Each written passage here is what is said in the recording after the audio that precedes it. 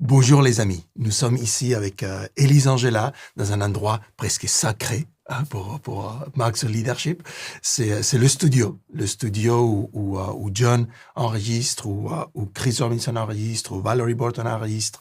D'accord, au fil des années, c'est ici dans ces studios que John a enregistré avec Andrew Manzano, qui est justement notre expert en fait en vidéo, là où il a enregistré pendant toute la période de Covid, en fait, les 18 mois où ça a duré, en fait, et John venait en studio pour faire justement ces vidéos, pour encourager les leaders dans tout le monde. Et c'est de là, en fait, que le matériel de leadership en temps de crise, en fait, il est ressorti. Et cette vidéo, ces livres, en fait, que nous avions sortis en format numérique, justement, à l'époque. Donc, nous avons le plaisir d'être ici avec Élise Angela. Nous sommes venus pour un événement avec John et avec Marc, autour, justement, de la transformation, un cercle de transformation. Et nous avons eu le privilège d'enregistrer aujourd'hui avec Chris Robinson, parler justement de beaucoup de choses, hein, de l'équipe certifiée, de la certification, de l'expansion de la plateforme en fait dans les différents pays, de son rôle au sein de l'équipe, de comment la certification aide effectivement les coachs, conférenciers et formateurs pour ceux d'entre vous qui sont intéressés de rejoindre ou qui auraient des personnes intéressées à rejoindre. Nous avons parlé de son rôle en tant que mentor de croissance et guide de croissance sur la partie attitude. En fait, c'est un rôle en fait que John lui a donné quelque part. C'est comme un titre honorifique, mais en même temps, il est justement ses speakers de référence. Il est même en train d'écrire un livre. Donc, c'est vraiment un rôle très, très, très important au sein de l'environnement Max Leadership. Ça veut dire que John pense à lui. En fait, c'est lui qui représente John quand on parle justement d'attitude au niveau mondial. Et c'est un vrai rôle. Et donc, avec Élise Angela, donc aujourd'hui, nous sommes très, très, très honorés d'être ici. Et aussi parce que, c'est un moment spécial. On est effectivement fin 2024, hein, et il y a quelques semaines, nous avons eu le privilège, dans cette 5e année de vie de la plateforme Max Leadership Francophonie, de aller au-delà, de dépasser justement les 1000 membres, d'accord, les 1000 membres dans la plateforme. C'est ces nombres quelque part magiques en fait, parce que c'est les membres fondateurs de chaque plateforme effectivement qui sont là dans cette liste.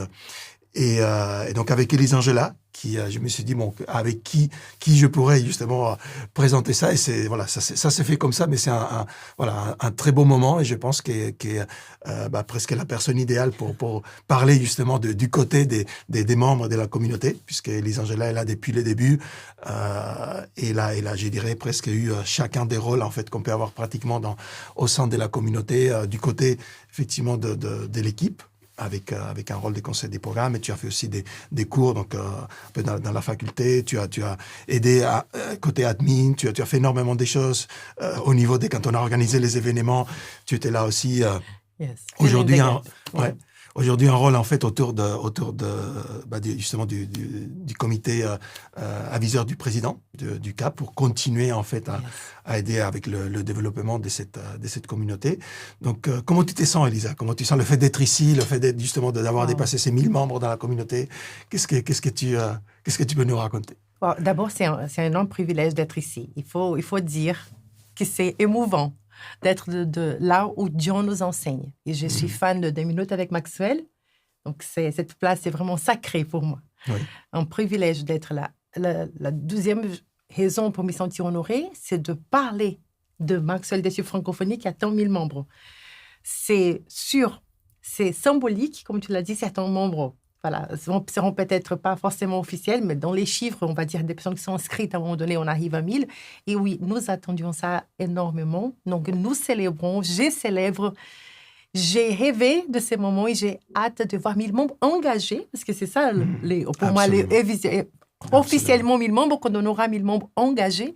Et je travaille pour ça. Je suis officiellement dans les CAP Connexion. Et je motive, j'encourage, j'essaie d'apprendre, de transmettre, de multiplier des leaders transformationnels. C'est comme ça que j'appelle cette vision que j'ai. Excellent, super.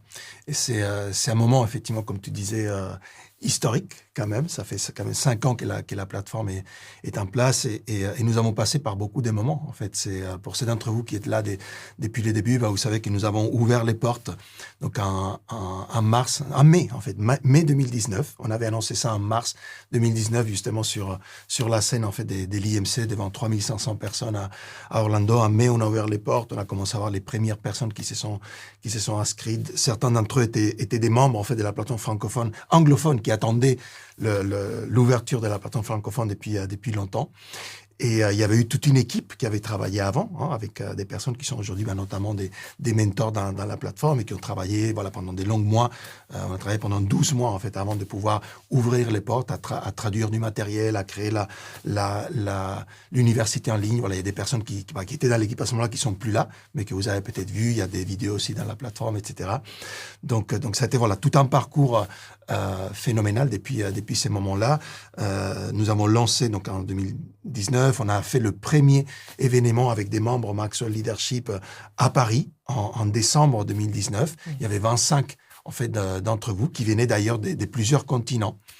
Donc de l'Europe, de l'Afrique, de l'Amérique. Et donc, c'était juste formidable de dire, OK, on était 25, mais on était, déjà, on représentait effectivement cette communauté francophone de partout au niveau mondial.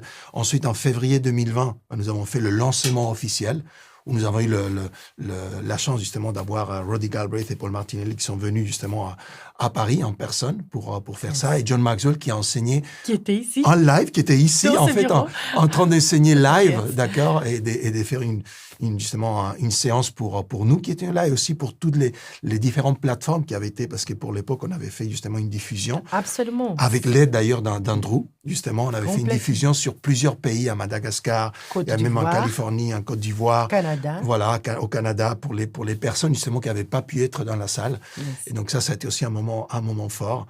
Et quelques semaines plus tard, le monde s'est fermé. Il y a eu Covid. Yes. C'était les moments où on rêvait justement d'amener des personnes à Orlando pour les premiers IMC, où on aurait de la traduction francophone. On avait acheté la cabine des traductions et tout. Et il n'y a pas eu d'IMC à Orlando. Cette cabine, elle est là toujours quelque part, mais elle n'a pas encore été utilisée. Bientôt. Dis-moi, n'hésite pas si tu veux ajouter des choses.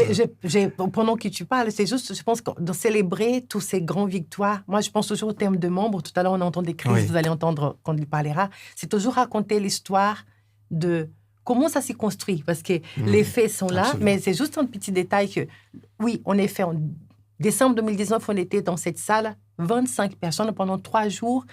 Des choses qui s'est passées aussi en virtuel à ces moments-là, parce qu'il y avait des personnes qui étaient distantes, comme Rachel, qui enseignaient et qui étaient à distance. Mais même Chris et Paul Martinelli, Marco, en fait. Tout le monde était là. Ils ont tous enseigné, en fait, en virtuel. D'ailleurs, les Américains m'ont posé la question, est-ce que c'est ton premier IMC?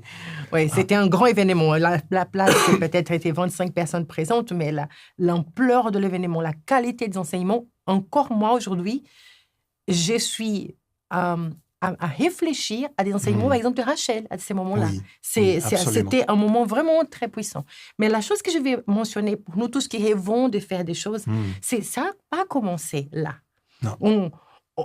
Le premier meet-up était chez toi. On était quelques personnes, pareil, de virtuel, parce que je me souviens, Rachel était toujours présente au virtuel, elle faisait l'effort d'être connectée. Mais ces meet-up, il y avait quoi? Parmi toutes les personnes en Île-de-France qui ont été invitées, ces jours-là, je pense qu'on était 4 personnes dans cet espace. Mais toujours l'attitude d'Ézéchiel était d'honorer le moment et jamais dire « on ne va pas les faire. On va juste faire un goûter ».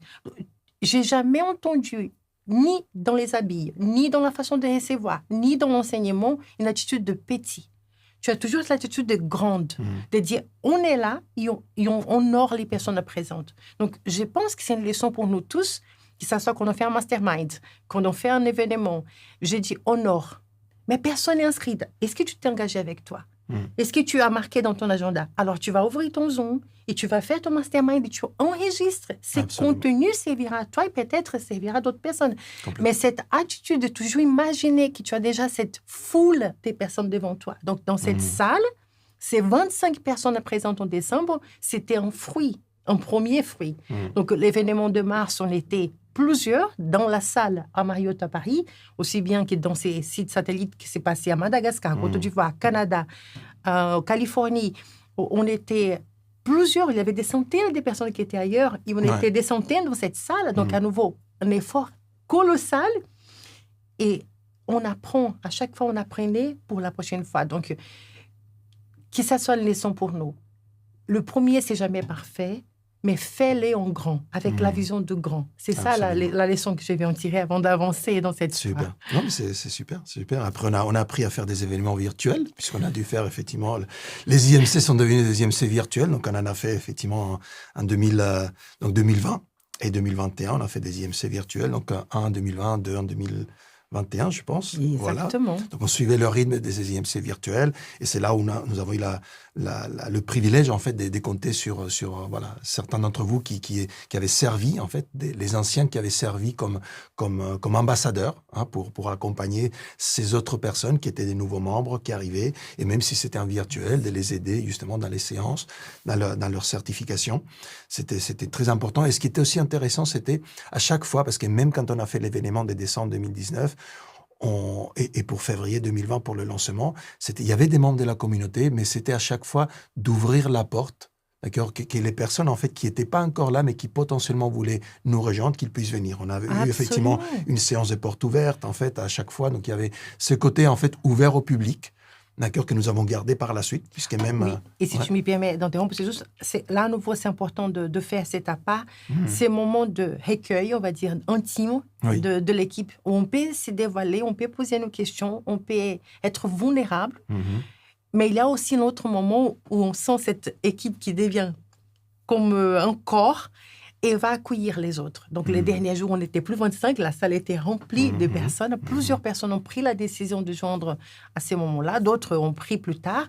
À chaque fois, ça se passe comme ça. Mais c'est important, à mon avis aussi, de créer à nouveau, chacun d'entre nous qui a envie de bâtir quelque chose en termes de communauté, c'est de dire, prends soin de ceux qui prennent soin.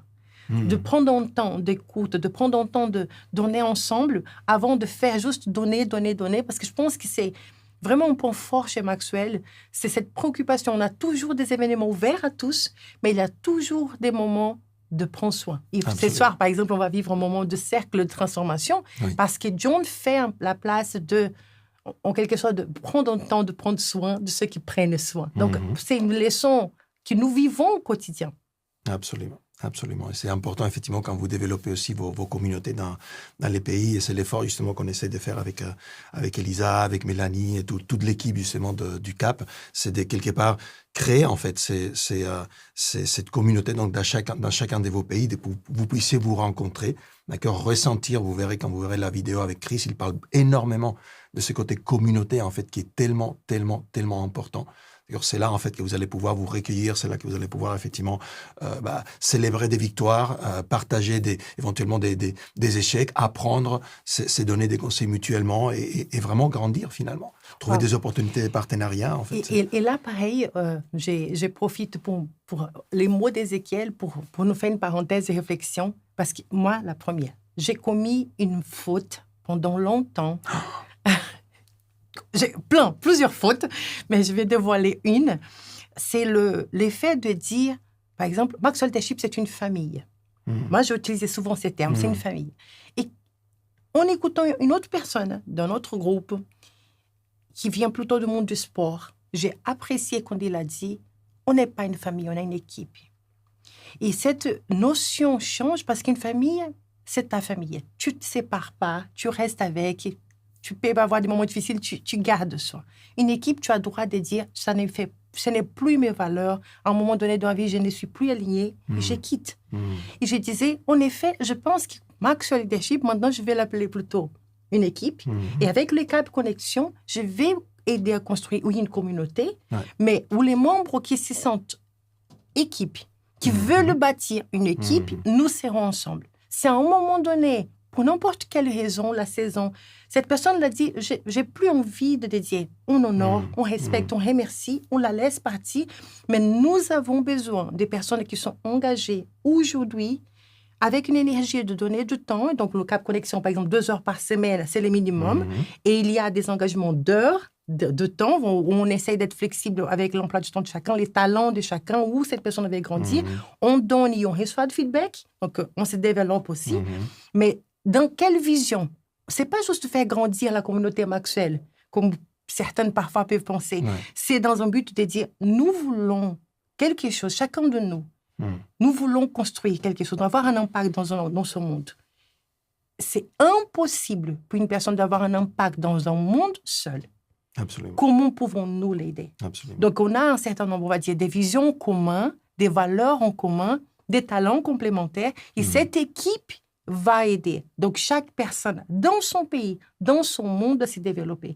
Et c'est un vrai travail parce que ça, il faut conjuguer, on va dire, tous ces projets ensemble.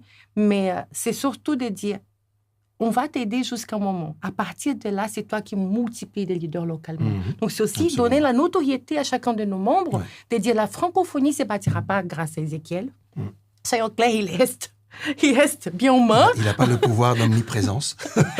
Donc, cette attente d'attendre John, ou Chris, ou Ezekiel va changer mon pays. Si elle existe, elle sera frustrée.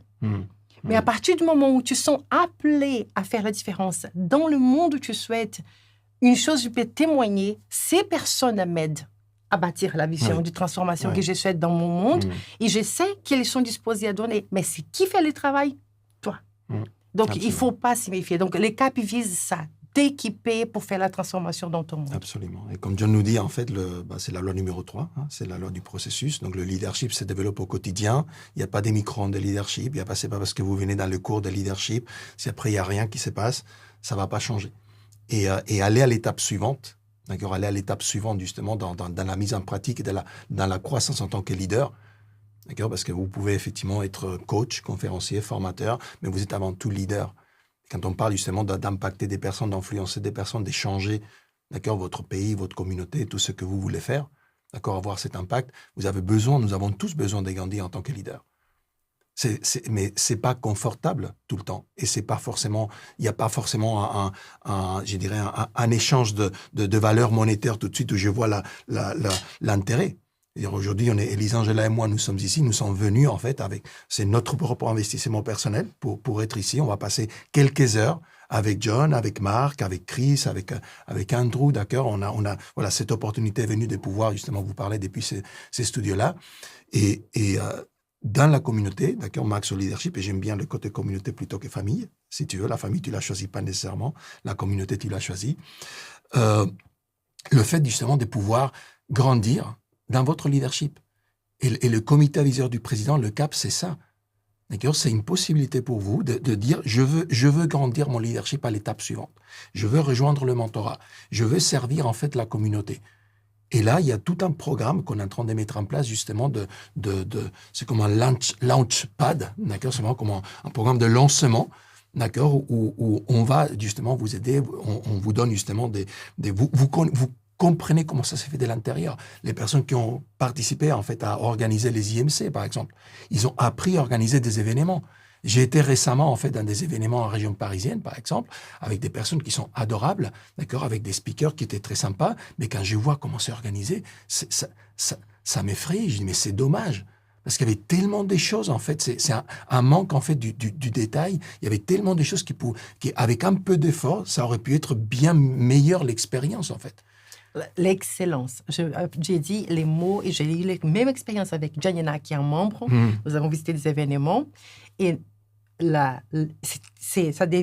saute à nos yeux. Oui. Je l'ai dit, c'est dommage. L'événement était d'une telle qualité. Et l'excellence se trouve dans les détails et des choses qu'on apprend à nouveau parce que nous mettons la main à la pâte. C'est ça. Et même moi, j'ai appris beaucoup, parce qu'il y avait beaucoup de choses que pour moi, étant justement un profil D, d'accord, moi, l'objectif, c'est ça. Et j'ai eu la chance d'avoir autour de moi des personnes qui disent « Non, mais tu sais, c'est mieux avec ces petits trucs ici, ces petits trucs-là, et si on faisait que les membres puissent avoir ceci, que les membres puissent avoir cela. » Et donc, ce travail, justement, d'équipe, nous fait tous grandir. Et donc, l'idée, justement, du comité aviseur du président, c'est que vous puissiez grandir à l'intérieur, là aussi. D'accord? Donc, ça vous demande effectivement un investissement financier pour rejoindre effectivement le mentorat, de temps, d'accord, pour pouvoir surtout, servir. oui. Exactement. Mais c'est un investissement que vous allez recevoir ensuite en retour, parce qu'il y a un travail effectivement d'Elise Angela, des Mélanie, des différents leaders qui vont travailler avec vous, qui vont vous aider à grandir. On a effectivement, on vous invite à des formations plusieurs fois dans l'année, Yes. d'accord? Normalement, il faut payer des centaines, voire des milliers d'euros pour certaines des formations. D'accord, vous avez le droit à ça. Donc, on prend soin de vous et on vous aide justement à grandir aussi. Et ça nous aide à grandir aussi. Absolument. Parce que ça nous permet aussi de comprendre, voilà, comment ces comités aviseurs du président, comment cette communauté peut être pertinente dans chacun de vos pays. Et je vais vous dire quelque chose qu'Ézéchiel ne sait pas, parce que jusqu'ici, c'était secret. Mais les CAP me comprendra. Nous réunions, pour certains membres du CAP, deviennent le moment favori de la semaine. Parce qu'au-delà de servir, nous travaillons, nous prenons soin. Je dis vraiment, c'est les mots que nous faisons. On prend le temps d'écouter chacun. Ça va, est-ce que tu es en forme pour tout ce que tu dois faire cette semaine? Qui peut te remplacer? Donc, c'est non seulement ça, mais si vous regardez les membres qui sont dans le CAP, ce sont aussi des personnes qui sont en train d'évoluer. Regardez sur le post sur LinkedIn, qu'est-ce qu'ils sont en train de faire. Lancer avec la peur, mais parce qu'il y a un soutien. Tu mentionnes Mélanie, qui est notre présidente du CAP. Actuellement, combien de retraites elle organise dans plusieurs pays. Absolument. N'est-ce pas? Elle a un impact dans son quotidien qui est inspirant pour l'équipe. Donc, quand nous parlons, j'ai envie de, Mélanie ne fait qu'une réponse, comment puis-je t'aider? Donc, c'est un mentorat au-delà du mentorat. Donc, oui, c'est l'endroit, surtout dans notre communauté francophone, qui, malheureusement, on n'a que 1000 membres, mais pour l'instant, on a... Exactement. Mais c'est le moment de bâtir. Et à nouveau, si on fait les parallèles, puisque nous sommes aux US, on a 46 000, nous avons entendu Chris mentionner. La dimension, elle est énorme. Imaginez qu'est-ce que signifie trouver dans l'appel du mentorat l'occasion de poser sa question pour se faire mentorer. La plateforme francophone, c'est l'endroit. Et c'est le même contenu, les mêmes ressources, avec une mentalité internationale. Et c'est ça que j'apprécie. C'est pas juste comment font les Américains ou comment font les Français, mais dans le mentorat, on est coaché. Et combien de fois Ézéchiel va poser la question, quel est ton défi? Quelle est ta vision? Comment puis-je t'aider? Qu'est-ce que tu as déjà fait? Et c'est ça qui fera que la personne, dans sa saison, dans ce lieu, s'y développera. Donc, bon, c'est vrai, je suis fan, mais parce que je vois les changements dans ma vie, je ne serai à nouveau pas là où je suis aujourd'hui. On est fait avec l'effort financier qu'il faut faire, de temps, l'organisation, la famille qu'on doit laisser. Tout ça, c'est personnel. Mais la question, c'est toujours quel impact veux-tu avoir dans ce monde? Absolument. Ma vision, elle est énorme. Elle va des continents. J'ai besoin d'aide pour pouvoir évoluer. Absolument. Aussi dans la langue française. Exact. Excellent. Voilà. Si on continue un petit peu avec l'histoire, effectivement, nous avons eu donc ces trois IMC virtuels et par la suite en 2022-2023, nous avons eu donc la chance de finalement continuer dans cette vision grande. Et il y avait normalement une étape qu'on a sautée, qui était de dire on envoie des personnes à Orlando pour les IMC en présentiel. Nous avons décidé en 2022, il y a une opportunité en fait qui était John allait être en Europe justement au mois de juillet. On s'est dit pourquoi pas en fait faire finalement le premier IMC en présentiel, donc dans ces belles à l'espace Grand Paris à Créteil et voilà, donc c'était un bel premier événement. D'accord, nous avons fait un deuxième en 2023. John n'était pas là à ces moments-là, mais nous avons eu les autres mentors, effectivement, anglophones. Et donc, toujours un événement, effectivement, dans l'excellence, grâce à toute l'équipe, justement, qui a participé, au niveau des ambassadeurs, au niveau de l'organisation, les mentors. Voilà, donc c'était vraiment, vraiment formidable. Une très belle collaboration, en fait, toute l'équipe en interne. Vraiment, tout le monde, en fait, vous pouvez pas vous imaginer, en fait, est-ce que c'est l'investissement au-delà de l'investissement financier qui est énorme, c'est l'investissement personnel et d'énergie de chaque personne dans l'équipe pour que cet événement puisse se faire. C'était surtout en plus que le premier, il avait été diffusé en direct, en virtuel, parce qu'on voulait que tout le monde puisse voir John dans la francophonie, même s'ils n'avaient pas pu venir sur place. D'accord? Et donc, on avait eu, voilà, c'était une organisation formidable. La deuxième année, nous avions enregistré, mais c'était pas effectivement en live pour le virtuel. Il y a eu beaucoup de problèmes, effectivement, au niveau des visas pour les personnes qui voulaient venir. 2024, en fait, la décision stratégique a été prise, justement, de ne pas faire d'événements en présentiel. Et en 2025, comme on disait, justement, avec Chris, vous l'entendrez, justement, l'idée, c'est de vous proposer d'aller, effectivement, dans des événements, dans des IMC proprement dit, notamment à Orlando. Vous pourrez avoir cette expérience avec 2000, 3000, 4000 personnes. D'accord? Donc, l'expérience suivante, quelque part, on vous avait pas encore donné, et d'organiser, entre-temps, quelques événements, justement, en virtuel pour toute la communauté, en présentiel à différents pays. D'accord? Et sachant que aussi, en fonction, justement, de la croissance de la communauté dans les différents pays, de la croissance, justement, du nombre de membres aussi dans les différents pays, eh bien, nous restons flexibles à pouvoir, justement, organiser des événements. D'accord? En présentiel. Mais ce qu'il faut comprendre, c'est que c'est ne pas Ézéchiel qui va aller organiser un événement dans tel pays en Afrique ou en Europe ou au Canada. Ce qu'il faut que vous compreniez, c'est que les investissements que nous le faisons au titre personnel. D'accord? L'investissement, l'IMC qui a été fait effectivement à Paris, d'accord? Il est pas financé en fait par Maxwell Leadership aux États-Unis. D'accord? Il est financé par nous, par l'entreprise effectivement francophone. D'accord? Et donc quand on veut grandir et faire des événements dans les autres pays, avant tout, c'est un événement qui doit effectivement être rentable, où on doit justement savoir que si on fait cet événement, vous allez pouvoir, les personnes qui seront impliquées, effectivement, vous allez pouvoir,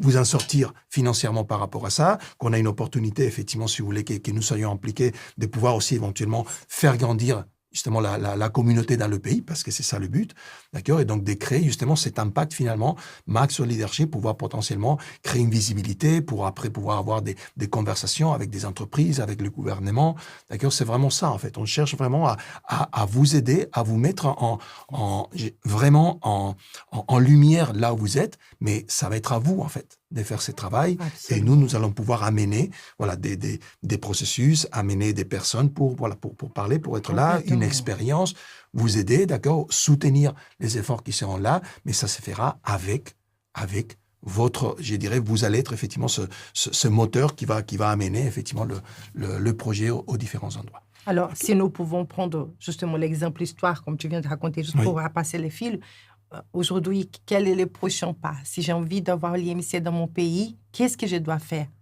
Rassembler les membres locaux. Commence avec ces meet-up chez toi, avec 4 personnes, comme Ézéchiel l'a fait en 2019. 4 personnes, Elisa, qu'est-ce que ça va aboutir? Mais tu vas apprendre à organiser. Parce que je peux te dire, la taille d'organiser pour 4, l'énergie, c'est pratiquement la même.